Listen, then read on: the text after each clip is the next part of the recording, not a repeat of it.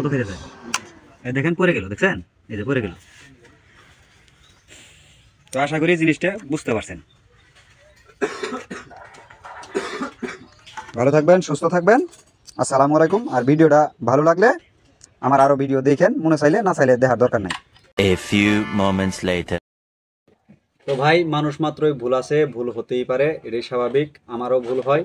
তো এই কথাবার্তায় যদি ভুল হয়ে থাকে এগুলা আপনারা মানে একটু ক্ষমার দৃষ্টিতে দেখবেন।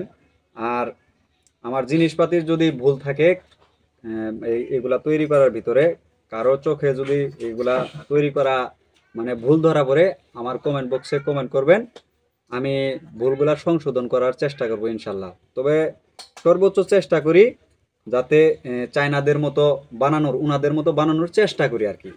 উনাদের মতো তো আর বানানো সম্ভব না, তবে উনাদের মতো চেষ্টা করি।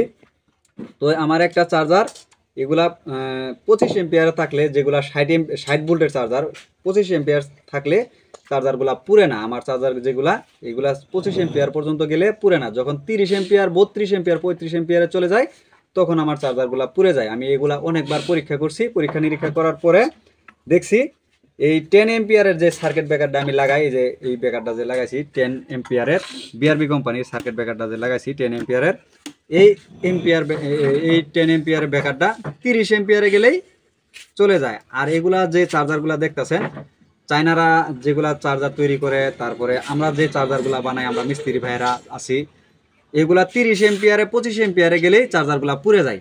তো এই ব্রেকারটা লাগানোর উদ্দেশ্য হলো যেই কারেন্টের ভোল্টেজটা বাড়বো, চার্জারের এম্পিয়ারটা, এই ডিসি এম্পিয়ারটা 30 এম্পিয়ারে চলে যাবে, তখনই এই ব্রেকারটা পড়ে যাবে। এছাড়া 28 এম্পিয়ারে থাকলেও পড়বে না, 27 এম্পিয়ারে থাকলেও পড়বে না, 25 এম্পিয়ারে থাকলেও এই ব্রেকারটা কিন্তু পড়বে না। তো 28 এম্পিয়ার 25 এম্পিয়ারে থাকলে এই চার্জারগুলাও পুড়ে না। যখনই 30 এম্পিয়ারে চলে যায় তখনই চার্জারগুলা পুড়ে যায়। তো এই ব্রেকারগুলা অত্যন্ত ভালো মানের, বিআরবি কোম্পানি ছাড়া অন্য কোম্পানি লাগালে কিন্তু পুড়ে না, মানে পড়ে না আর কি, সার্কিট ব্রেকারটা নিচে পড়ে না। আর অন্য কোম্পানি আপনারা লাগাবেন না, বিআরবি কোম্পানি লাগাবেন। যদি আমার এই ভিডিওটা ভালো লাগে তাহলে আরও অন্য এক ভাই পরামর্শ দিবেন, যাতে এই যার চার্জার সবসময় পুড়ে জায়গা, মানে চার্জারগুলা কিছুদিন পর পর বাধাই করে নেয় বা রিওয়েন্ডিং করে নেয়, পুড়ে যায়, তাদেরকে এই ব্রেকার লাগানো, বিআরবি কোম্পানির 10 এম্পিয়ার ব্রেকার লাগানোর পরামর্শটা দিবেন। ভালো থাকবেন, সুস্থ থাকবেন।